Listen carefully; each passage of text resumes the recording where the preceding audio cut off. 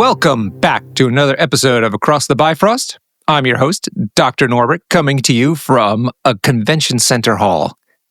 Oh, cool. Is it nice and air conditioned? And does it smell nice? It was actually quite air conditioned, and that came at a crucial time of the rare occurrence of actual warmth and sunshine in the UK. Yeah, there you go. What better way to spend a very sunny summer in England than inside a convention centre playing games with all your buds? It was a really good time to spend.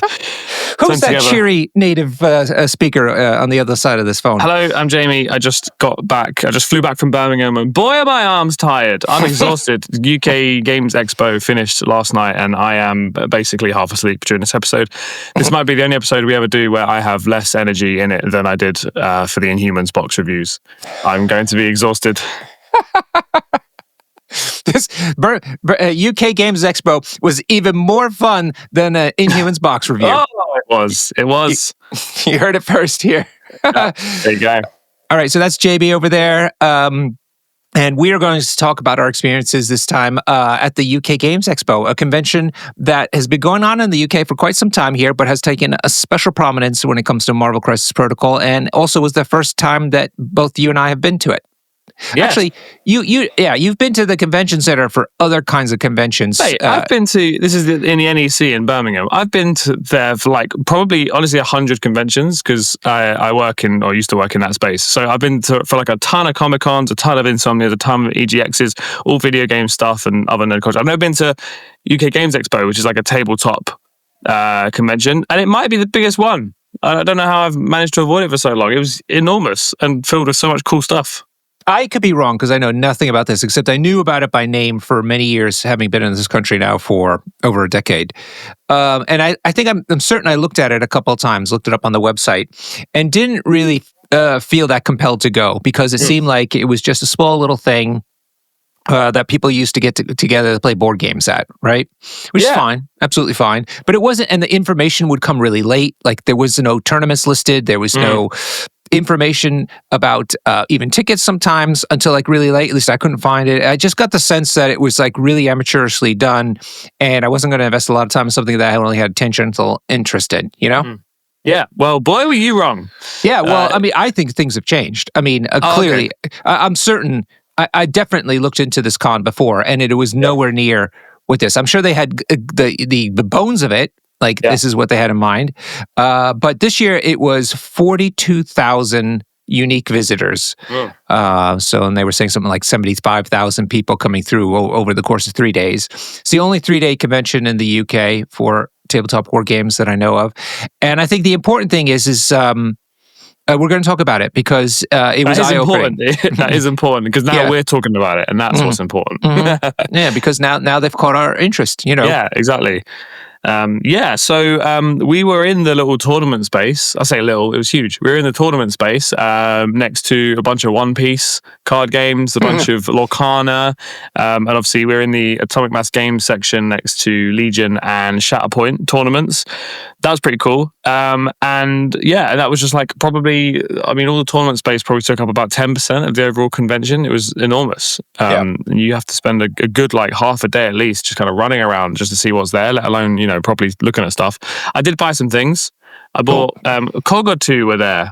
Oh yeah, friends of the Mutant Weekender, Cog or two, they were there, and I bought a couple shock tokens, and I bought some root tokens because I played against Elsa Bloodstone twice this weekend, and she is way better than I thought. So I invested in some root tokens because I was getting covered in root. All right. Yeah, so it was cool.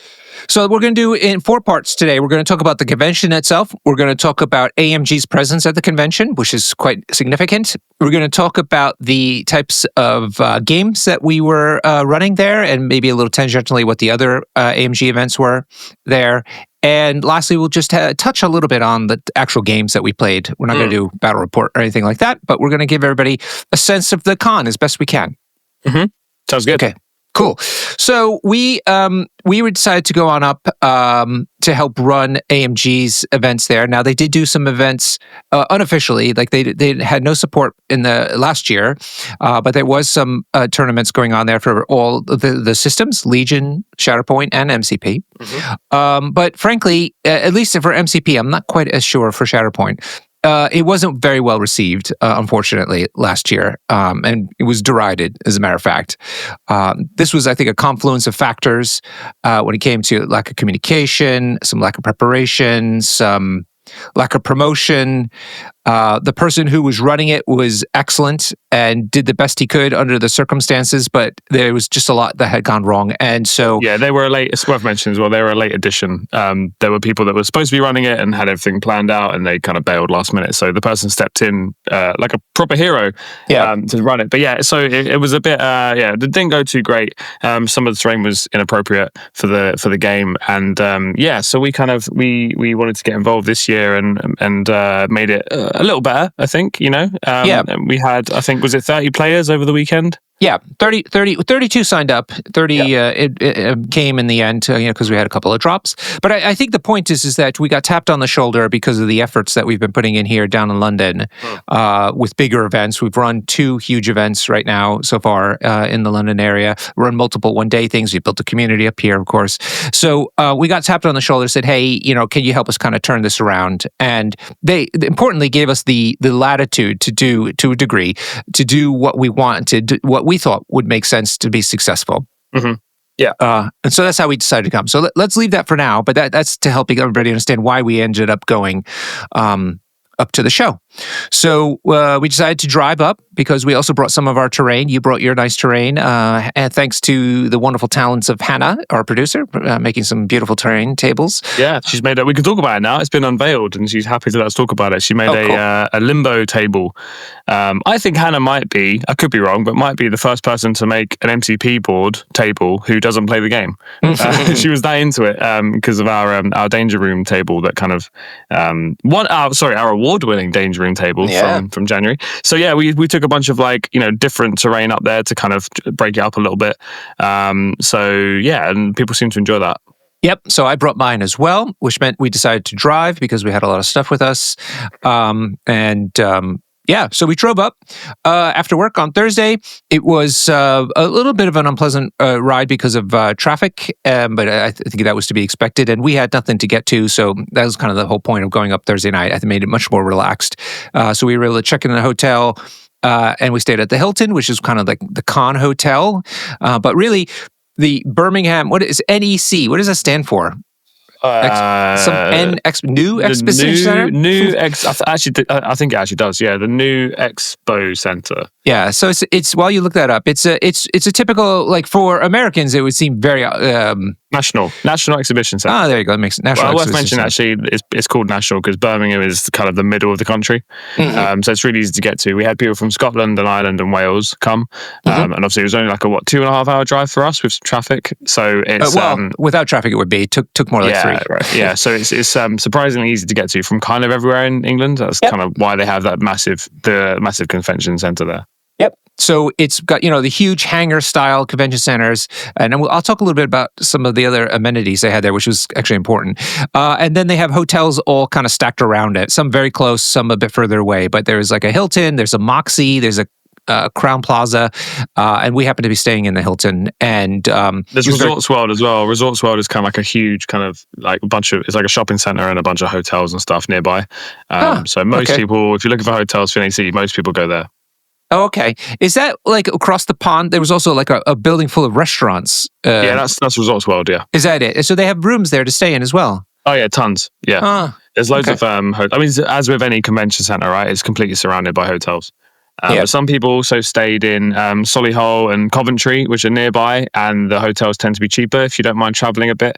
It's worth checking out if you can't find or don't want to pay for hotels in next to the NEC itself. It's really well connected by train, so I recommend just going a stop or two away from the NEC, finding a place there.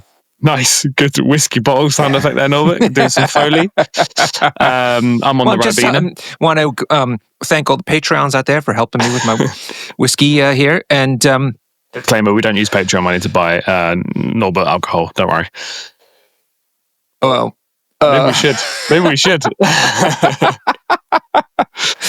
No, so we checked into the hotel. Then, like I said, we stayed at the Hilton, and it was great because it was very buzzing. And Jamie was interesting. Jamie is a native-born Brit.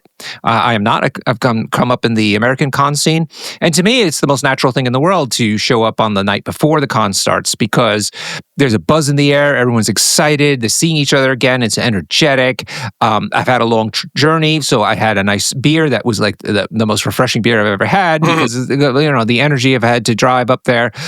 I love it. And you were like, "This is so confusing. Like, why are all these people here? This show's not till tomorrow." No, you seem remarkably perplexed and surprised at all these people here. Yeah, to be fair, it's probably the first con I've gone to as like, in that sense, like a punter, because I'm normally setting them up. So to me, you show up the night before to set everything up and then you're exhausted and you go to bed.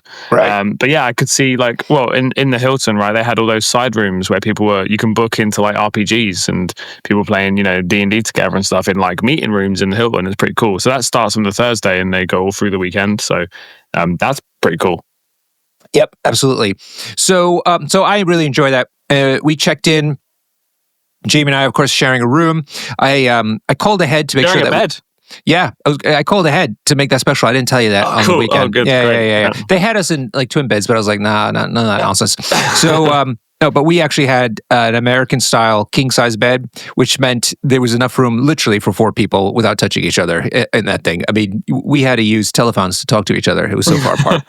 Yeah, but we made sure to close that gap. We spooned for the whole weekend. It was great. I felt close after my hosts. miserable first day of games, I needed a little cutoff. Oh God, yeah. We'll get into the games in a bit, but yeah. So that was great. So we checked in, everything was fine. The next morning we had breakfast. We found bounced into a helpful staff member who was very eager to help us find their way, which actually was good because you had to kind of wander through the ground floor of the hotel to get to the backside of it. But then there was a very short pathway that go from the hotel into the exhibition center itself. So the exhibition center. Now, what impressed me about this, Jamie, was it was in 4 hangars, so to speak, or halls. 3 of those were all exhibition type places, so dealers essentially. And the gamut of dealers would run from small stands, where it's just, them showing off their product and selling it, to ones that had a bit of space for some demo games, maybe a glass case for their stuff. And then there were huge sections of hallway that were open areas for people to demo games and talk to the staff members and stuff like that. So my point is even though it was all exhibitor hall, so to speak, it really ran the gamut of just selling to actually where you could go and game and do stuff. It was that they used the space up quite intermixed, I should say, in that area. Would you agree? Yeah, I agree. It was definitely lots to see and then lots of games to play as well. And they had like board game libraries where you could just go and grab stuff. And yeah, there was huge spaces of tables where I think people just brought their own games as well, yes. or maybe games they just bought and they were opening them up. So yeah, really cool. What we noticed is that there were some people that bought. So we had a Friday single day event, and then we had a Saturday and Sunday kind of GT 2-day event. And what we realized is that some people only intended on attending one of the days, and then they had expo tickets to go and see the show on the other day, which I thought was pretty cool. Yeah. And then on the Sunday, I was the buyer, so I couldn't play on the Sunday, and I had loads of fun just walking around, looking at stuff, and trying not to buy things. So it was really good. I think actually what I'd recommend is obviously come to the next MCP event that we run there, but maybe give yourself an extra day just to see the all the stalls. Yeah, absolutely. I mean, that's what I did on the Friday as well, since I skipped the side event, since it was even as it was with you, so you got to play, and I walked through it all. And, it is, I will have to say, JB, it is 100% for people who know what Gen Con is. This was 100% the same vibes as Gen Con, for better or for ill. It was large. I like that sort of thing. Had lots of stalls, lots of space though. It wasn't cramped. I mean, certainly it was crowded at certain times or certain like little junctions and things, but it wasn't horrible. But loads of people, which I like that vibe. I like the buzz. It ran from tiny little indie game producers or booksellers and little artists to people who have like just stores, like they sell stuff like board games or whatever, to the manufacturers of miniature games or role-playing games, to quite large exhibitions by like Asmodee, for instance, which was like a star premiere thing. There's literally something for everybody for Gen Con, but it is definitely still predominantly run, focused around board games and role-playing games. It is just like Gen Con in that sense, because Gen Con also has miniature games, but it is, maybe 25% of the show comparative to thing. So, and some booths had painting supplies, which is I was after. There's loads of miniature games to show off, and indie ones, and then there were some of the bigger ones. But there's like Steamforged Games wasn't there with War Machine. GW wasn't there with, which no small loss for me, to be honest. There, surprising though, surprising. Scale, I definitely was surprised. It was definitely surprised. They didn't have a booth, nor did they do gaming there, which was bizarre. Yeah. What was there though is every possible iteration of D&D dice manufacturers and retailers that you could possibly imagine. Yeah, oh my God. There were so many board games there, so many board game publishers, and I feel like I know my stuff when it comes to board games, and there was so much stuff I'd never seen before. So many games, and you mentioned the indies as well, like RPG systems written by one person, and they just have a little store on the side, really cool. And Tom Kartos was there, who's I'm a fan of his work. He does a lot of like D&D maps, and like he was actually there. Didn't you bump into that? Who was that painter that you saw? Oh, Sarastro. Sarastro was there. Walking around. And, I met Duncan Rhodes from Two Thin Coats. I had a little chat with him as well, which was super cool. He's super nice. Yeah. And Gloomhaven and Frosthaven were there as well, which was really cool. Probably, one of the best board games made. And they had a huge booth, which was amazing. Yeah. But most importantly, who was there, Norbert? Apart from me and you, obviously.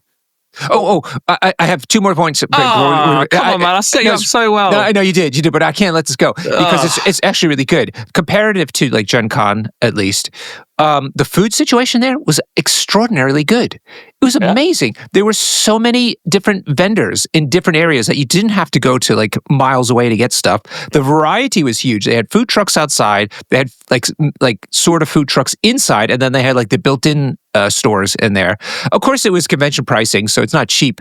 It wasn't outrageous though, but the variety was just so nice for a change.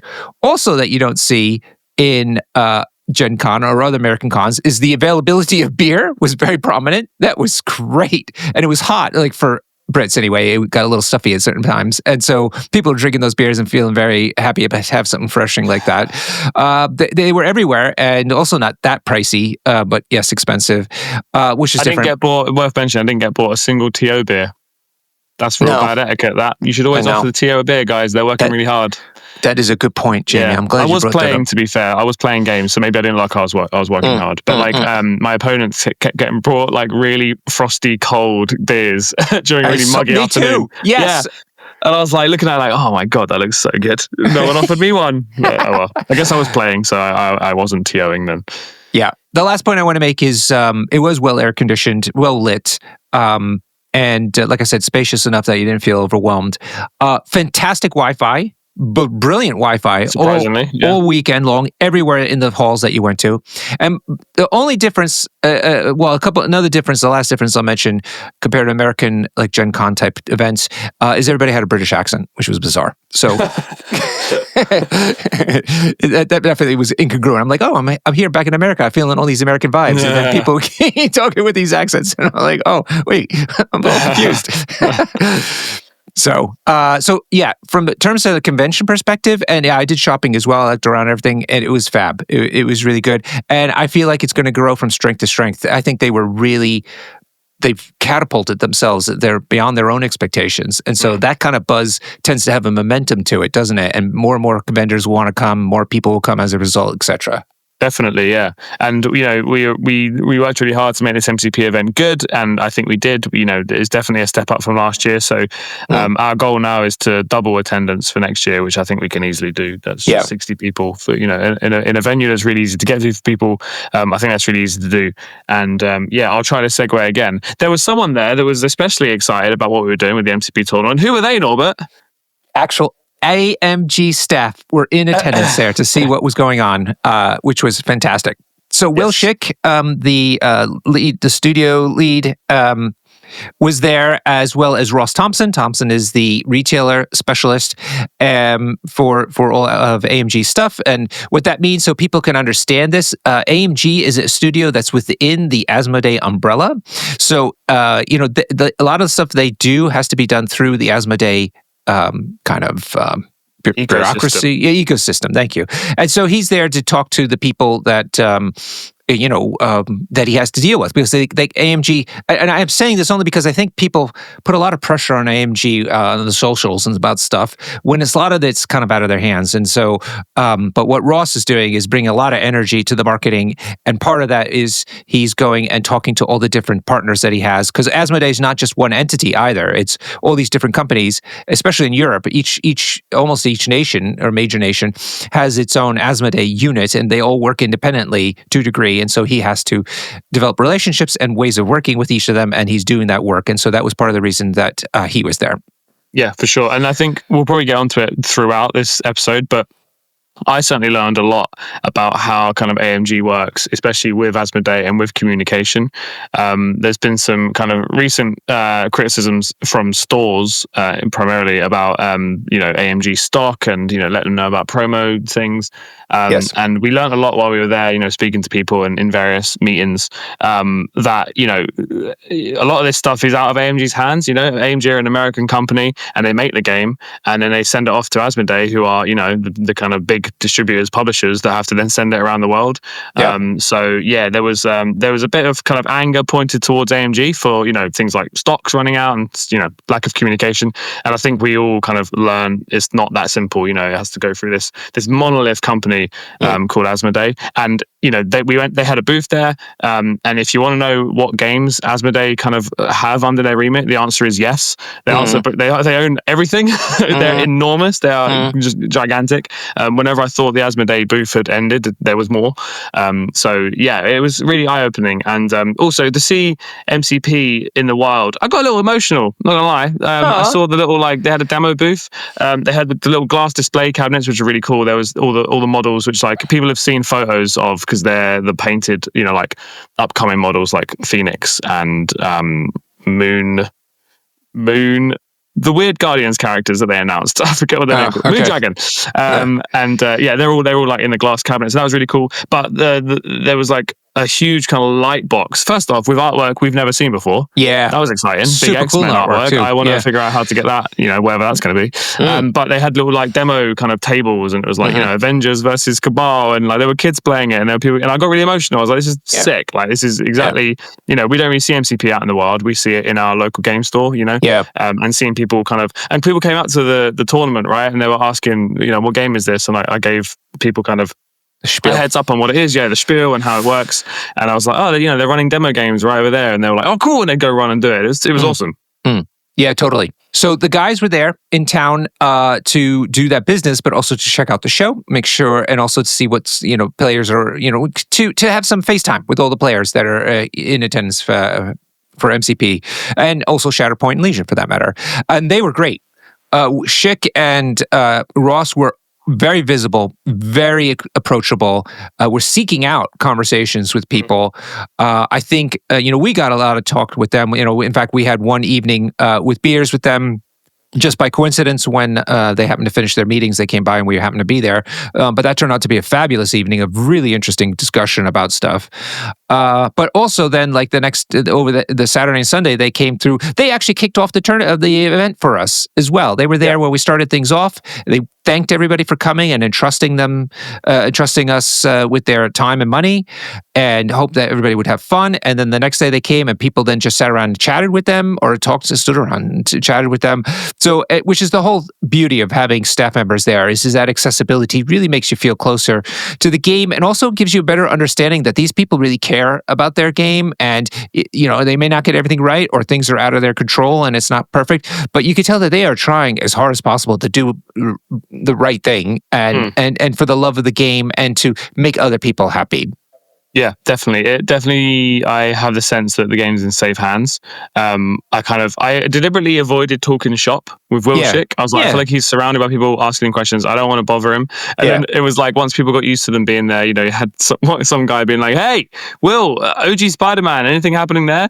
And like someone else being like, hey, when's Fantastic Four coming? And I think he loved it. And he was just talking to players all day long. So I kind of tried to bombard him with things like, hey, you know, New Mutants, Tactics Card Leadership, should they take a slot? And he just had an answer for everything and explained it all really well. And we'll get onto that in a minute, because that'll be my sleeve it or heave it okay, for this episode. Cool. But yeah, like it was really cool to just kind of hear their perspective on things, and they really understand the game. They know the game, and you know, considering they're across 3 games now, right? Legion, Shatterpoint, and MCP, they really know what's going on. So yeah, it was really cool to see. And you know, like you said, they were big fans of UK Games Expo. They want to come back next year and do something bigger. We've kind of got an idea of some of their plans, which we can't talk about. But yeah, watch this space. I think it should be pretty cool. I mean, that's the bottom line, Jimmy. Is this they were suitably impressed with the nature of the show and also our effort, if we can say that, humble brag, and. They consequently, I feel like they want to now invest more. They did invest in this one. Let's not forget that they did. And we'll talk about some of the stuff they brought along. But I think that they said, you know, this could be. I got the feeling that like they made Adepticon their hub for like all things AMG in the States.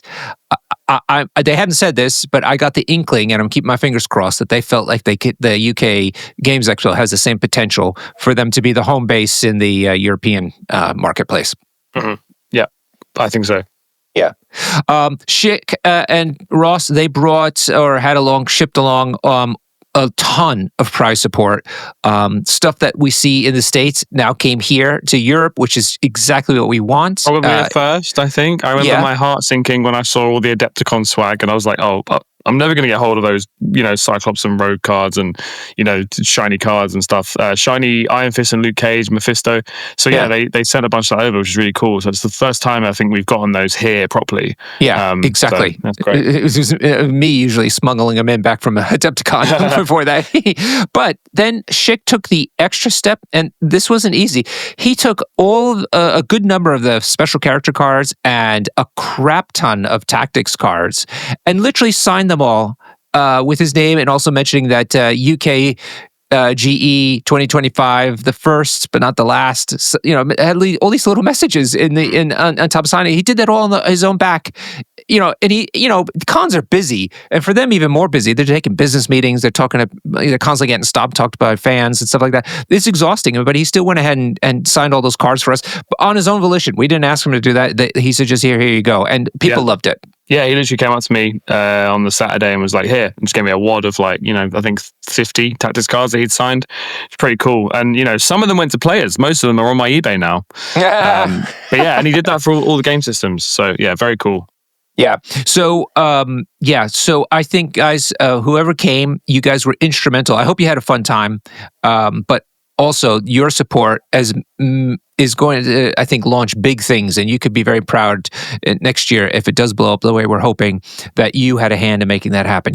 I honestly believe that having the good turnout and having positive people there as part of that turnout made a big impression on AMG to want to do more. Yeah, 100%. And also a big impression on us, because when was the last time we went to an event, you know, with 30 people and we knew like 2 of them? Yeah. That was crazy. Like, I didn't know anyone. And I thought I knew everyone in MCP because the amount of events we go to and the ones, how many we host.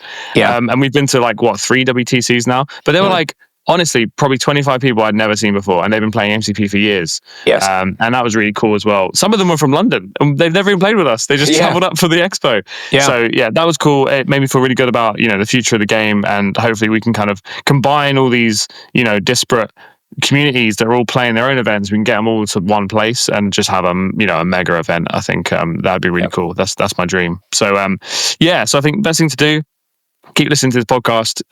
We're going to start promoting UK events on the Discord as well, on the Across the Bifrost Discord.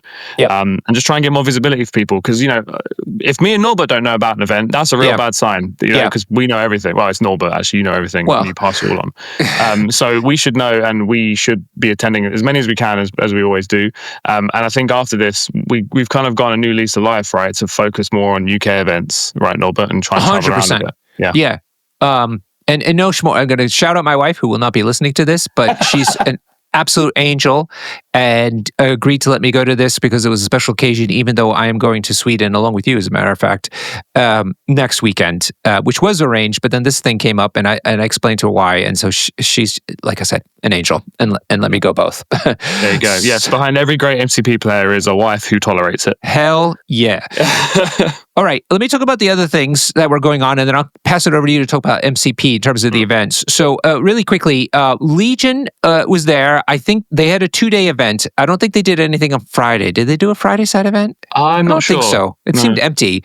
And they had, how many people would you guess there, unless you know? Was it about? Oh, I don't know exactly. It was more than us. I think it was. I'm going to guess. So we had, say, Shatterpoint had 42. I think Legion may have had about 50, 60. Okay. Yeah, that's about right. Yeah. They definitely had the most, but not bonkers big, but certainly big, which I think was comparable to last year. Shatterpoint doubled, as you said. Elsa White also plays MCP, but was there running the 2-day event for... she did a side event on Friday, and then she did the proper 2-day GT with double the amount of players from last year, which is good. So shout outs to them for doing so well.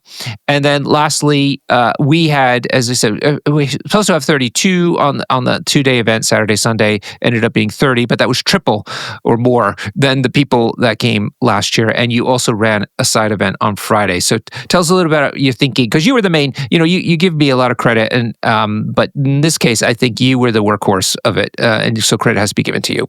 Well, yeah, thank you. I originally was like, this would be pretty small. I can do this on my own. And you were like, I'm coming with you. I'll share your hotel room and I'll help you out. And I was like, all right, fine. Clingy. I don't need your help. And thank God you were there. Oh my God, it would have been a mess if you weren't there. I didn't realize how much more complicated convention setups would be, especially with people that I don't know, I guess. Maybe the Londoners have a lot more patience for me because they know me. But yeah, I was warned of how militant the Northerners are with wargaming, and I saw it firsthand. So yeah, I wasn't getting away with anything. It's worth mentioning that this was a UKTC event, and we kind of teamed up with them, and they're the ones that asked us to come along, and they are running various other events throughout the year, but this is one of their big ones.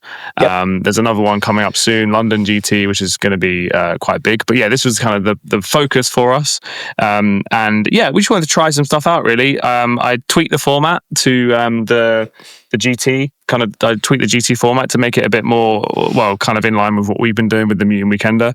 Proved a bit complicated, I think a bit confusing for people. It did result in everyone getting more prizes and better prizes, so I think net positive, but probably not something I'll do next time. But yeah, so basically we had a 3-day, just a one-off side event on the Friday, and a lot of people went to that had no intention on attending the other games. They just came for the Friday and then went to the show, on the Saturday and Sunday.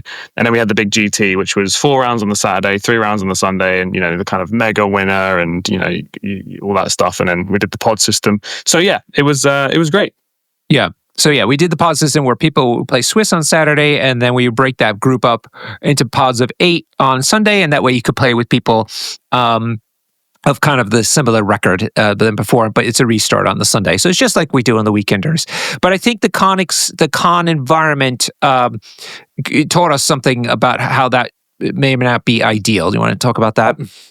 Yeah, I mean, I'm not sure it's worth dwelling too much, but yeah, the kind of pods, and I think people drop more at cons because they're like, well, I'm not really feeling MCP. Maybe their first day was more tiring than they thought, and they're like, oh, I could just go and have a ton of fun over here instead, playing all these board games and going shopping and all that. So it was a lot more drops. It makes the pod systems really hard. We had all the pods set up perfectly, ready to go, and we're like, cool, let's go. And then someone came over and dropped last second, which changes like all the pods. So we had to redo all of them. And then somebody checked in their friend, and then the friend never showed up anyway. Yeah. And then there was a guy. Someone arrived late for check-in. Don't do that, guys. It makes things so hard. So we had to redo all the pods a bunch of times. So yeah, it was actually a bit of a mess. I think cons are a little bit more chaotic, and there's more fun being had elsewhere. And we're used to kind of people, when you've bought a ticket for the event, you're there just for that. So lesson learned. I think we'll probably keep it more Swiss next time and just do prizes for bracket or something like that.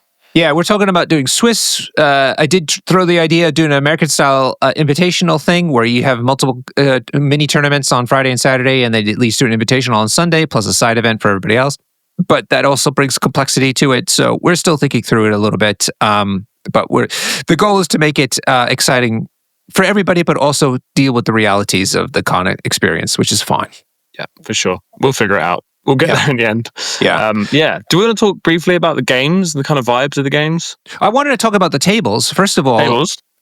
We brought all our terrain, of course, but we managed to ransack all the terrain that UKTC had made for MCP in the past. People in the past may have noticed some of it was not ideal for our game, but as it turns out, when we looked very carefully through it, we found a ton of actually quite usable terrain. And so we had perfectly legal tables, some a little bit lighter on terrain, some a bit heavier on terrain, but that's okay too, for variety. All very playable, for sure. Yeah, and 100% legal. That's the point. Yeah. And we kind of got there, and there was like tables that had, probably 2 size 5s and 4 size 4s, and that was it. Okay, let's fix that up. There were some cool cranes, like these massive wooden cranes that were like probably 3 feet tall. They look awesome, but completely impractical to play. So we kind of just used them as like table dressing and just spread them out around the event, but like, not actually on the tables. Right. We kind of tied it up a little bit, and I think with a bit more time, we could probably make more of it usable, but the tables were fine. There was a cool like circus theme going on. There was like a Western thing, and then obviously we brought our like Limbo, Danger Room, the normal Daily Bugle stuff. And it had all proper mats. The mats were all the right size. The mats were all great, Yeah. And importantly, the table space was generous. We had so much room on either side of us there. It was great. And also between the rows. It wasn't crowded at all. It was so comfortable. Yeah, for sure. My opponents had so much space for all the beers their friends are bringing them. It was really good. Not bitter at all. It's fine. We also did not use chess clocks. We used the kind of AMG system, but we had so much time because of the con. How the con hours are, and they let us stay longer than like when the hall itself was supposed to be closed. That I don't think any game ran to time, so everybody was happy. Yeah, pretty much. There was only one awkward call that, because this is my first event without chess clocks for a while, and chess clocks are an eternal debate, and I think I've just decided that we're never going to agree, across game systems, across regions, no one's ever going to agree on what the best way to do it is. But for this event, we did, there's a round timer, which is 2 hours, which is generous. It should be an hour 45, right? For MCP, I think is the one. And we gave a 15-minute round timer warning. And then I said, once you hit 0 on the round timer, the game just instantly ends and instantly scores out. And we only had one instance of that happening where I think it ended up being a draw, which is a bit awkward, but round timers be round timers. So we did it without chess clocks, and I think it was fine. Yeah, I agree. I know there's going to be a survey going out to players, so maybe we'll find out some more then. But the quest for the ultimate round timer solution is still ongoing. But our events ran to time. We started more or less on time, and we ended definitely before time, if not bang on time, which is important for everybody, I know, including me. So that's really good, Jamie. I think you should give yourself tons of credit for that, because that's a perpetual problem, particularly on the Sunday when we had to screw around with the pause system nonstop. Oh God, it was awful. Long story short, someone went missing and then reappeared, and it all got really confusing. And I had to just call for an emergency lunch break. I was like, guys, we're going to move lunch to now instead of after next round. I got a lot of grumpy Northerners, mumbling about me under their breath. But that meant we could fix everything in the lunch break, and then I just ate my lunch when everyone else was playing. It all kind of we made it up. We made up for it. We started 15 minutes late on both the Saturday and Sunday, but we ended 15 minutes early, so it all kind of sorted itself out. So everyone was really nice and good, and great about their kind of their round timings, and also there was some good sportsmanship on show. We found out one of the games someone accidentally played a threat over, and it was spotted after the game had finished, and I was like, I don't really want to be the one that kind of has to make a decision here, and I just got the players together to discuss it, and the player that won the game and played a threat over just conceded there on the spot, no questions asked. So that's class. Good sportsmanship there. Yep. Other than that, there was a bit of confusion, as you mentioned, about the pod system. People were worried about which pod was really they were in. And should we quickly talk about that in case it comes up again? So, this pod system, pioneered by Curtis Hodgson, who's one of our kind of London TO helpers. Long story short, it's like a top 8 cut that you have in America, except there's also a second 8 and a third 8 and a fourth 8. So you just the results of the Saturday, where everyone's in the same Swiss tournament, get divided into 8s. And what that means is we can have the top 8, the top cut, and they get the super prizes, and all that stuff goes in there. But it means that your second pod and third pod and fourth pod, we can load prizes into those as well. And what it eventually means is like you don't get all the good prizes going to first, second, third, fourth, fifth, which in MCP, let's face it, are usually the same kind of 5 guys, who are winning every event, and so we kind of spread it out a bit. And it means that, again, if you go 0-4 on the first day, you're in a pod with a bunch of other 0-4s on the second day, and there's everyone's chance to win, right? And you might win some great prizes. So it kind of lets us distribute the prizes across the event more, and so that if you have a bad 2 days, you don't feel like you're completely, gypped on prizes. Right. So I think people maybe didn't understand that when they were getting put into it. So there was a bit of upset. Some people expected to be in higher pods and thought they were missing out on prizes. And it's like, actually, you're not really missing out. You actually, if anything, if you just miss out on getting into a higher pod, it means you're a higher scoring player in the pod below you. So, we find we've done this a few times now, and everyone seems really happy with it. Especially when they see the prizes and how it kind of works out. So I think a bit of trepidation at first, but once you've done it once, I think everybody prefers it. Yeah, I mean, it illustrated to me how the meta is past the Watford Gap is much different comparative to the London Southern area, where it's really well accepted and understood. So that took us back because I guess we just didn't realize that we need to explain this, but turns out, yeah. So, but we trying to calm everybody down who were concerned, and it all worked out, I think. But we'll see when the feedback comes back. Yeah, once the survey come back and we don't get asked to run it again next year. So let's talk about our games. I didn't play Friday, so you did. Oh, I did. Friday. So I did what any good TO should do, and I stepped down from my potential to win the event. It's not nice when a TO wins the event, so I thought I'd gracefully let everyone, have a better time. Right. So I played Humble Weapon X. Yeah. So I played Weapon X. I had a great time. I didn't take the leadership, and I just pretended that Dossier was my leadership, and I had a lovely time. It was awesome. Yeah. And I immediately, hit into exactly what we talk about with going to these events. And I played against people and teams that I had never seen before. Right. I played against the Hulkbuster Avengers. I played against New Doctor Strange Defenders. And I played against Elsa Midnight Sun, which I've only done once. And I was like, this is going to be fine. I'm losing all my games, and I'm going to play some cool opponents. But everyone brought really interesting tech. I mean, first off, everybody brought Shang-Chi. Bit boring, especially when you're playing Weapon X. All I've got is knives and guns, and he's really good at blocking those. But yeah, I saw some really cool tech. So I saw Duncan Bartlett. He played Hawkeye in Under Elsa in Midnight Suns, and that was horrific. I was just covered in conditions. It was awful. I've never seen Baron Zemo achieve less than he did in that game. He was rooted and slowed round 1. It was awful. Like I say, saw Hulkbuster. There's a little move of like Avengers Assemble. Hulkbuster under Steve 1 can then do his hit and run for 1 cost power, so he can push someone off a point and move on to the point round 1. That was pretty disgusting. And I saw Loki 1. Which one is that? Is that the prince or the god? The annoying one. Well, they're both annoying, aren't they? The annoying one. We're not going to use that word, though. The fact the guy who told us off for using that word was actually at the tournament. Yes, he was. Yeah, Rob told us off for swearing, and I had to play him in the event. Did you swear during the game? I swore loads. I actually swore loads. I think I subconsciously swore extra because of how much I'm not allowed to swear now on the podcast because of Rob. So yeah, I appreciate it. But he did explain why, and it was very wholesome and nice. So I accept. But this was A Goose. I forget their real name. But that's their Longshank's name, was playing Loki, God of Mischief, under Elsa, which was horrible because they did Frost Blast, Beam 3, and then they used the Elsa leadership to put root on the first attack. So they root and slow someone, and then slow the rest of them in the beam. It was horrific. So just all this really interesting stuff that, this is why we travel, right? We travel to these events to play weird stuff that we've never seen before, because we leave our meta and go and see cool stuff. So yeah, it was great. Played against A-Force. Sorry, I've bled into the Saturday games now, but I'm excited. I played against A-Force that had like a bodyguard chain. So they played She-Hulk, Okoye, and Steve 1. Right. So it's 3 bodyguards, and their whole thing was like, you only punch who I want you to punch. It was brilliant. Yeah. I loved it. Thankfully, Weapon X punched loads. So I just was like, well, I'm going to go 7 wide and punch everything. Yeah. You can't bodyguard it all. But yeah, it was great. I had lots of fun. Yeah.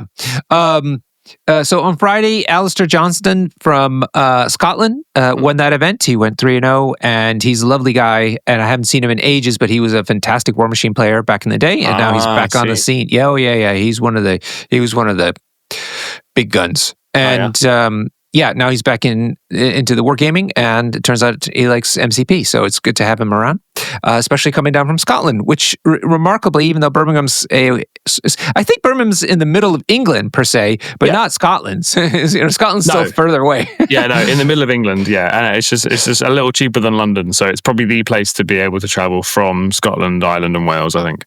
Yeah. So yeah, and I was not shopping, but going around and looking at stuff. I don't like buying stuff for the sake of buying stuff. You bought a few people their Shatterpoint Con exclusive box. Yes. That was cool. It was really cool because, first of all, con exclusives isn't something that's done over here terribly often, and it's a very American thing that happens fairly frequently. And it was cool that this was happening. I was sad that it wasn't for MCP. I'd have been all over that, but it was for Shatterpoint. And we were doing the old school ninja shopping experience, which again, I never done here in the UK because there's no other opportunity. But we had codes coming in on Friday, Saturday, and Sunday to pick up this box for Shatterpoint. Yeah, it's pretty cool. That was pretty fun. And I went around, and by the way, I met every one of the sponsors for our past Mutant Weekenders and said thank you to them in person, even though we did email and so forth. So it was really good for that FaceTime, which is another aspect of the con. Also, I mentioned that we bumped into Courtney as well from Asmodee. Asmodee UK. Mm. Yeah, if you've ever been to a Mutant Weekender event and gone, oh my God, look at these prizes, it's probably Courtney. Sends us a ton of MCP terrain for our events. Yep, it was fantastic. Yeah, thank you to her, and she's lovely. So then on Saturday we played. So this was the GT proper, and like you said, we did 4 rounds this day and then pods on the third day. I ended up taking, I wanted to try out the next affiliation as I prepare myself for WTC. And so I decided to pivot to Steve 1 Avengers with no practice at all. And that's probably why I wanted to try the Steve 1 Avengers out, because I more or less understood how they're meant to work anyway. Yeah. And so in the core was Steve 1, Black Panther 1, Shang-Chi, and what's her name? Lady Jane, Lady Thor was with me. Nice. Yeah. Also supplemented by Gorgon and Luke Cage, depending on how my needs were. And those are the kind of models I was playing. I had a great time with them, really good time with them. The idea was to do as many charging models as possible, because all the models I mentioned just now all have some charge or pounce kind of capability that's turned online round 1 because of Steve 1's leadership. And also I had Sam. Wilson in there because of his ability to push people off points from a range. Yeah, he's also amazing under Steve because the 1 cost charge, right? Yeah, same thing. Sam's insane, yeah. So all charging all day long is what I was up to. And it's interesting because I used my Asgard experience from prior to this, where I'm about trying to get onto people's points and take the extracts from them by getting beat up. I was doing the same thing essentially, but in a different way, using the charging ability that Steve 1 turns on all the time. So that was good. Now, the first game was a bit of a blowout. It was not a great start to the day. I played against a lovely guy from Ireland who I know very well from War Machine, Jason Jensen. He was fantastic. But we played Wedding Party, which is like the 2 secures that are very far apart, but worth 2 points each. And had a low scoring extract as well. And I'm meant to, this is in my pack as well, as in my roster as well. So I'm supposed to be good at it. But he was playing he was playing Criminal Syndicate, a Kingpin. And I just got completely clobbered. There was nothing I could do about it. A lot of my dice whiffed. His defense dice were fire as well. And but I needed to start taking people down because he invests 1 person on a point to win it, and I have to put 2. And so the only way to deal with that is to either control them or to daze them. And it just wasn't happening for me. And so I did a great job on extracts. I had all the extracts, but he was racking up 4 points from the secures plus maybe 1 extract each time. So he just outclassed me each time. It was miserable. So that wasn't great. That was not a great start. I'm going to admit. That's the thing with Kingpin, right? Is it kind of lays down the gauntlet of I'm better than at scoring points than you are, so you have to kill me real quick, you know. And if your dice don't show up even for a moment, then they can just be like, "Well, we got all the points, we win." Yeah.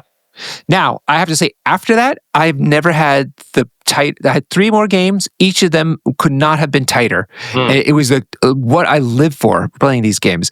Man, oh man, every turn it swung to one person winning, to the other person winning, where every dice roll mattered. If I fluffed it or I spiked it, they fluffed it or they spiked it, and it completely changed the dynamic of the round that we were in the middle of. This was what you play MCP for, man, and it was great. I lost 2 of those 3 games and won one of them. I think the last one even, maybe not. But they could have gone either way each time. And so we were having a blast. I will say I was still rather salty at my dice.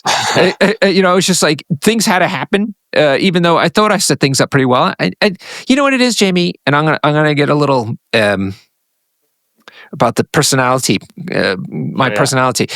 I never played this bloody roster before, you know, and I'm sitting there being really aggravated at myself about this, and like I've played 3 games, like literally at that point. And like, what am I getting upset for? I'm supposed to be having. Yeah, me and you have had real deep chats. Maybe that's an episode in itself. Real deep chats on the way back from events about you and how upset you get at this game to the point where I wonder why you play sometimes. Yeah. No, I'm having a great time as it's happening. Believe it or not. It doesn't look it. I remember spotting you on the Saturday. I was on the other side. I was like, oh God, Norman's having another bad day. Look, he looks miserable, and his hands are. I pointed you out to someone. They were like, oh God, yeah, he doesn't look like he's having fun. And you came over and I was like, you okay? You're like, yeah, that was great. I had a great time. So I'm not going to judge you anymore. No, intense concentration and being salty are almost indistinguishable on my face, sadly. Yeah. Nice. I'm constantly at full intensity. This is why I love the game. It completely shuts out the outside world. Yeah, man. I'm completely engrossed in what I'm doing, and I can't think about other stuff. I'm not dealing with social media. I'm not dealing with other problems. It's just intense, and I really dig that. And so, but that's why maybe I get so emotional one way or the other. Yeah, for sure. And we spoke about it briefly. I've just finished getting my 50 games in with Sentinels, and I'm now working on my 50 games with Weapon X. And I'm having more fun with the game than I ever have. And I think it's because I've stopped caring about winning. Because I used to try real hard. I'd play Hellfire, I'd play X-Men, on TCS leagues and WTC and Nations, and it really mattered to me. I wanted to try and do my best. I really wanted to do well.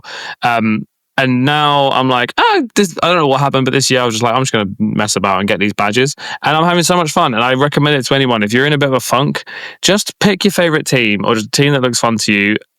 Especially if they're like considered, below the curve, like Weapon X or Sentinels or whoever, maybe New Mutants, like teams that, are a bit not much loved, and just go and play. And Norbert, you asked me how I did on the Saturday, as in wins and losses. I couldn't tell you. Yeah, I didn't remember because I just legitimately didn't remember. I remember. I still don't know. I have no idea why I did, because I just had so much fun playing the games. And you came and watched one of my games where the guy rolled some dice, got 4 crits, and I blocked really well. And we were all like, "Oh, but this only matters if those 4 crits convert." And he rolled 4 extra dice, and they all were all hits, and we all cheered, and I was actually cheering for him. I was like, "That was amazing!" And we all had and you checked in on me afterwards, was like, "Oh my God, I can't believe those crits!" And I was like, "No, I loved it."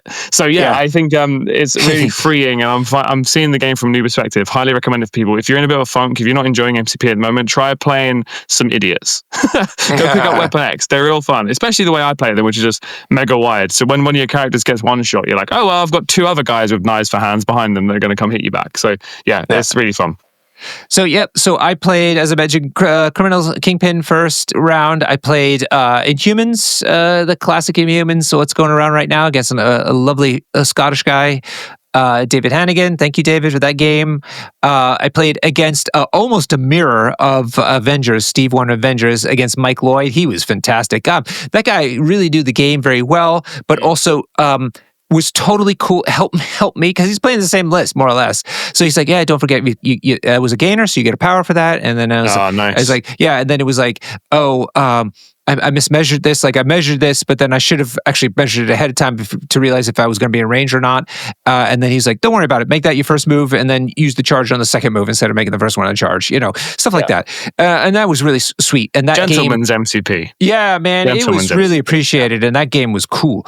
And then last I played against Craig Jackson, who's a listener, and he was playing Apocalypse. And I tried my new strategy out, which is to focus entirely on the Horseman instead of Apocalypse. And that more or less worked. I still lost, but it was 21-19. So, that's okay. Yeah.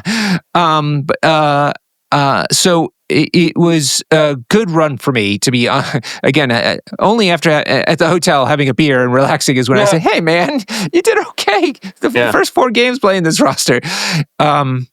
So I was thrilled with how tight those games were, the last 3 anyway. And also, you and I got to play so many listeners, which was so fun.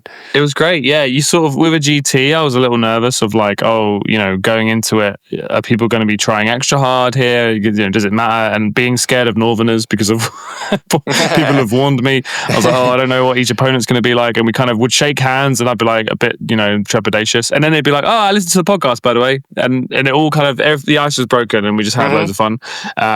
So yeah, it was great. I'm very thankful for everyone that was there. And, we had some Patreon people as well. One guy asked me if Patreon subscribers get a win for free in the event, if I can rig the numbers so that Patreon subscribers win more. So yeah, really great. It was really nice and kind of reaffirming what we're doing here. This the kind of angle we have on this podcast is we want to kind of be the podcast for everyone getting into MCP and kind of interested in the boxes and less about kind of complaining about the meta and getting too sweaty about it, because we're both perfectly mid-table players, so we can't do that stuff anyway. Yeah, exactly. Yeah. Sunday, I have to shout out James Jackson, my first game. It's so funny. We played literally the same Avengers Steve 1 team, literally the same team. Complete mirror. And 4 out of the 5 Tactics cards were exactly the same. And of the crises, we only had one difference in our extracts, one difference in our secures, and the ones that we pulled were the ones that were shared between us. So it was like almost a perfect mirror, which is bizarre. Super nice. I ended up, again, all 3 games this day was super tight. I ended up losing this one and winning the other 2. But this one, the guy said, this is the best game I've played all weekend. This is really, nice. He said it more than once. Yeah. And I get salty. So I always, and the reason I'm not like, it's part of me, I'm working on myself so I don't beat myself up so badly, but it's also, I want to make sure I don't make the other person feel awkward, right? Or bad. Yeah. So to have the opposite happen where the guy keeps saying like, this is amazing, this is really good, it felt really nice to think that, I'm giving this guy a good game, and that's important to me. So yeah, for sure. Yeah, definitely. So yeah, played that game. That was cool. I lost that one just barely though. And then I played a Midnight Suns player, which was super fun. And he was from Wales, so I got to play a Welshman with their lovely accents. And last one was against that same guy that you had a man crush on all weekend. And which one? There was a few. You're such a floozy. It was Xaxian, so Joe. Oh, exactly. It was a fellow New Mutants. It's a New Mutants thing. You won't understand. When New Mutants players see each other across the room, we feel attracted to each other. Only the cool kids play New Mutants. Yeah, he was also super cool about that. Not take back so much, but like having an understanding of what's going on in the game and my intentions and stuff like that to help me understand what I was doing, or what I should be doing, and so forth. And it became a very lovely game, and it was interesting to play against New Mutants. And Cable is a friggin' menace. Oh my lord! That range 5 is so long. It is so long. Yeah, and man. Body slide on top of that. Yeah, Cable's amazing, man. Cable is he deserves more love. He's an amazing 5 threat. Yeah. So that was an amazing way to wrap it up. How was your Sunday? My Sunday, I had buys. I didn't play that day, but it was great. Yeah, so I told you, I said I was going to kind of keep the rules under control so you could go wander off and, because MCP community is lovely. I had one interesting rule. Sorry, I had one interesting rules thing come up that was actually really interesting. And I kind of thought that what the answer was, but I confirmed it with Joe Manji, and he was right on top of it and willing to help, obviously. And that was the end of it. So, there was absolutely no issues as I expected. And I was glad that you could get at least one day to go look around at the con because you've never been to it either. No, exactly. Yeah, I had a great time. Worth mentioning on the rules, by the way. Recently, we've started because you and I are TOs, but we also love playing the game. So I've basically convinced you that TOs can play these games. So we don't always have to take the buy rounds. We'll take the odd one if it means other people don't get buys. But we try and play where we can because we put in just as much effort and money of getting to these events as everyone else. But we started kind of pushing this ethos, I guess, that everyone is each other's TOs, and if you have a rules question, I've started saying at my events, at the start, if there's a rules question, ask the players next to you, and if they're not sure, I basically get a few people to just raise their hand in the event, in the announcement bit at the start, and just be like, these people, myself included, are happy to have their games interrupted for you to come and ask a rules question. And I think that's been working really well. Yeah, I agree. And it feels like a community effort on top of it, which is a nice thing to add to the situation. So, we ended up on time. The prize support, if you are on the MCP UK or MCP UK/Ireland, or there's a third one I did. MCP Scotland, you will see all the winners of the various pods and also Best Painted and the Friday event. You'll see pictures of them, but what also you'll see is all the swag that we got to give away.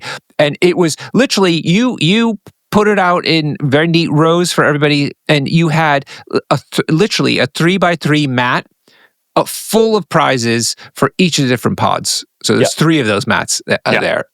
The photos are probably on the Bifrost Discord, right? Oh, maybe not, but I will put them there forthwith. Chuck them on there, yeah. Go check them out. Yeah, I always make sure that the prizes will always look good. They look great. You did a great job. I lay them out, I want people to realize how much they're getting. It comes from when I first started playing, and they brought out those alternate art cards, and there were these like mutant. I think there was like a different deception. There was like a Cyclops and Magic, like no matter the cost card, and I was like, oh my god, I want to collect those cards. I now have a purpose in this game. I'm going to play this game so much that I collect all those cards. And then I went to my first event that had those cards, and before the game started, they went around and gave everyone a pack of them. So we all got all the cards, and I was like, that's cool. I have all the cards, but I feel like I want to collect them. It means that if you're at an event, maybe in America, and you get shiny Infinity Gems, you'll probably get all of them at once. Whereas I'm ruining all the fun because I'm giving everyone out. Everybody gets one shiny Infinity Gem at my events because I think Thanos never collected all of them at once. He had to go around the universe collecting them one by one. So that's my kind of thing, and I want the prizes to feel special, and I want you to just get like one of each and kind of encourage you to come back and play some more and try and gotta catch them all. Yeah. So I want to quickly point out though, this was we can't promise the same for next year necessarily. I think we wanted to make a statement about all the people who took a risk to come to this event, considering it's like we started the episode about what its history had been. And so we wanted to kind of reward them for that kind of trust for us. We were obviously going to try to get as much prize support we can in the future and see what AMG, like I said, we have hopes AMG is actually going to commit to at least more presence, if not more stuff. So, I hope people don't feel disappointed if they come next year and it's slightly less. We certainly will have something. But there was a largesse there, and everybody was thrilled with all the stuff that they came in with. I mean, they couldn't believe it, actually. This is how I felt. Mm-hmm. Yeah. So, have a look at those pictures and take a look at that. And that was it. We were able to pack up all our stuff. Everybody took off on time, as I mentioned. And we took the ride home, which was about the same amount of traffic, but quite enjoyable, although we were a little bit less energetic because we were both exhausted. Oh, we were exhausted, yeah. There was definitely a moment where we just turned the music off and didn't talk to each other. Yeah, and it was okay. It was great. Okay. Yeah, it was very welcomed. So, great time. good stuff, good company. Thanks for coming with me, Norbert. Thanks for sharing a bed with me, and thanks for keeping me warm at night. Oh, yeah, absolutely. I will thank everybody who came to chat with us, particularly in the Hilton Bar and the evenings. It was so... I can't tell you how nice it is for me after an intense day like that to just sit, put my feet up so my feet are hurting, and I have that. I had a Camden Stout on tap, which was really tasty. I know you don't like it, but just having that and the relaxation going through my body and just a feeling of contentment was just unmatched. And so that was every night, Thursday night, Friday night, Saturday night. It was so good. So thanks everybody for helping make that happen for me by having a chat and sharing a beer. Yeah, there you go. Cool. All right. What else we got to talk about? Is that it? I think so. You said you had a sleeve it or heave it. Little cheeky sleeve it or heave it. Okay. Yeah. All right. Here we go. Sleeve it or heave it. Take it or leave it. Sleeve it or heave it.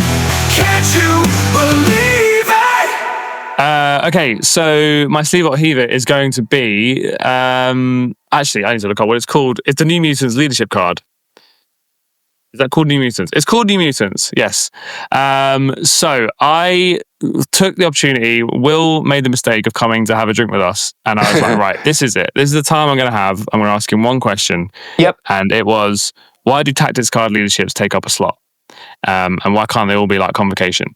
Yep. And I'm going to summarize what he told me because it actually made me completely change my mind about it. Now, I've since told some people about it and they've said I'm an idiot and I'm a shill and I'm just sucking up to AMG, which may be true, but I'm convinced basically. So the whole ethos behind the convocation card doing it is to be clear, the convocation leadership tactics card doesn't take up a slot in your 5 tactics cards. It is like an additional 6th card, and then you can take 5 normal cards. And Wilshick said that is the vibe. That's their thing. That is basically part of the leadership, is that their tactics card is free. And I quite like it because all of Convocation's tactics cards have big long names, right? Like the Ironbound books of Shumagorov and the something, whatever. And that kind of feeds into the vibe that, you know, this convo player has shown up, they're wearing a wizard hat, and they've got all these really complicated cards on tap because it feels like a kind of wizard's tome. So I like that. And Will was very adamant that is just how it's going to be, and that team tactics cards, you know, no one else's is going to become free. Right. And the argument he had was, you know, the New Mutants leadership is very strong. And if that was a tactics card, let's forget it was leadership. If it was just a tactics card that had a line on the end that said, after this attack's resolved, put this tactics card back into your available team tactics cards, right, then everyone would say it's one of the best cards in the game, right? Yeah. It's a reusable tactics card. And if you look at it like that, then it totally is worth the team tactics slot, right? I take Survive the Night every game with New Mutants, and I would take that card every single game without fail. The fact that it's a leadership is kind of distorting our perception of it. And it just means that, you know, basically they don't have a leadership. It's just a really strong tactics card, right? That comes back every time you use it. So I kind of like that. I kind of buy it. I get it now. It helps me. It frames my mind around that to be like, okay, it's just a strong team tactics card. I did then, I'm sure people are screaming at their speakers right now. I did then bring up the fact that, you know, one of the best leaderships in the game, Web Warriors, Miles Morales, is on a 3 threat, who is also one of the best 3 threats in the game. And that's quite stacked. And then you also have the Weapon X leadership, which is probably the worst leadership in the game and costs a tactics card slot. And Will admitted that, yeah, they are on the ends of the spectrum. They're extreme. You know, one is extremely good, one is extremely bad, and they should probably be adjusted at some point. Which makes sense. And we shouldn't really judge the rest of them. You know, every other team's tactics card, we probably shouldn't judge them based on those 2 extremes because, you know, they're probably outliers. So, yeah, I'm trying to think of the other team tactics cards that are leadership. You've got the Convocation one, the Bar with No Doors. Oh, sorry, I'm an idiot. That's the one that's free. Yeah. You've got the Invaders one, called the Invaders. Right. Very, very strong, right? Very powerful leadership. That costs a team tactics card slot, which I think makes sense. Yeah. And you've got the Inhuman Queen, which is Medusa's one, which is a pretty strong leadership. The only other person that has that leadership is Malekith, who's a 7th threat. So we talked about her leadership with Keek Black Bolt, and it looked pretty good. Yeah, exactly, yeah. I think it's strong. I think the only other way to get access to a leadership like that is to play a 7th threat. And for this card, plus a 4th threat, and a very good 4th threat as well, Medusa's great.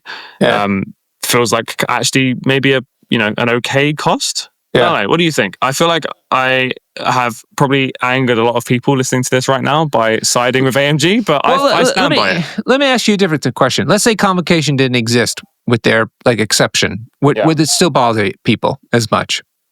You see what I mean? Yeah, I think it probably wouldn't bother them as much. Yeah, I agree. Yeah, I think they see convocation and go, "Oh, let's just do that." Mm-hmm. Which is fair, but they're not going to. And Will made that pretty clear. They're not going to, because convocation's thing is that they have a free Teams Tactics card leader. Yeah. There's others. There's the New Mutants one. Yeah, that's what we're talking about. There's the Weapon X one. There's quite a few now that I think about it. My Hellfire Club, like easily the best leadership in the game. Yeah, that should cost the Tactics card slot. Yeah. You've got Thralls of Dracula, which is pretty good. I mean, the strength there is that everyone's affiliated, which was the old problem with Hellfire. So that's arguably worth a Tactics card slot because everyone's affiliated. Yeah. Let's put the leadership part of that card onto Dracula's card, and then say Dracula has a Tactics card that says, when you play this at the start of the game, all of your characters are affiliated. Like, it's the same effect, right? I think people would still play that card, Yeah. So yeah, I could definitely see it now. You know what I mean? It's obviously a cost, but I guess they're trying to say is that these leaderships wouldn't be as good. Would have to be toned down if they were on a character card. Yes. Yeah, you're paying a price, but you're also getting a bit of a tweak. Now, of course, they may not get everything perfectly right. I mean, the Weapon X leadership has a few problems. Yeah, first of the Black Order as well. Pretty bad. Yeah. I mean, I played Weapon X all weekend, and I only took the leadership card once, and it was an accident. I didn't realize I took that card. So but that's fine. I also, by the way, I played. You are still affiliated without the leadership. So I was pretending in my head that Dossier was my leadership, and just sort of forgot about it, and it was fine. Dossier is a great card. Is it strong? Actually, it's okay. It's I when I played Weapon X, I loved that card. The whole game plan was around that card. It was so much fun. Yeah, it's great. It's definitely a lot of fun. It's arguably one of the most thematic cards in the game. The annoying thing is everyone and their mum is playing Shang-Chi at the moment, so they just gave it to him. So me trying to punch through some guy counting blanks, it wasn't great. But it's fine. I've got I found ways to do it. But I think you're right. There'll be some tweaks. Arguably, like you say, the New Mutants leadership is very strong, but it's attached to a 3-threat, and that is in itself very strong. Because you can take 3-threat Magic, 3-threat X-23, 3-threat Shadowcat. That's a very, very good core. And Cable, not to mention. So yeah, I mean, there's going to be people shouting at us. Let us know what you think on the Discord, but try and be polite because No, screw that. Be as vicious as you want. No, calm down. People are calling me a sellout, Norbert. What? Really? You're a rock star. You don't sell out. You are the sell. Nice. Nice. Well, all I'm saying is I've got a nice warm £20 note in my pocket that Will Shit gave me to say this. So amazing. There you go. Yeah. All right. Cool. All right, everybody. Thank you so much for listening. We were hoping to get the winner of the overall event. That's Liam Watt from Scotland. He won the top Omega League pod or Omega level pod on Sunday. We're trying to get him on. He will be in our Patreon episode. How do people become a patron, and how do they talk to us? They click on the fancy link in the description of this, and it will send you to our Patreon, and you can sign up there. It only costs £3 a month, and we split that 3 ways: £1 to me, £1 to Norbert, £1 to our producer Hannah. So that's all you're giving us, and Norbert can't buy much whiskey with that. So you can become a patron guilt-free. But it means that we basically interview winners of events. So the interview with Liam Watt will be going on there, and he's playing the new Inhumans, which is kind of the new terror of the meta. So you can find out how all that stuff works. And we're also looking for more ideas for Patreon episodes as well. Yeah. If anybody has anything that they would like, if you are a Patreon and there's a specific episode you'd like to hear, then let us know and we can make that happen.